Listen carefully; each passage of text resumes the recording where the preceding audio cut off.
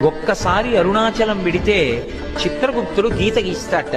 ఈ జీవుడు అరుణాచలం వెళ్ళాడు కాబట్టి తరువాత అని గీత గీస్తాడు.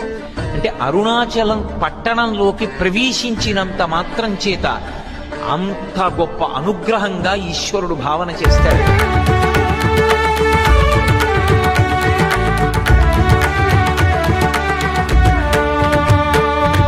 అరుణాచల శివ అరుణాచల శివ అరుణాచల శివ అరుణాచల అరుణాచల శివ అరుణాచల శివ అరుణాచల శివ అరుణాచల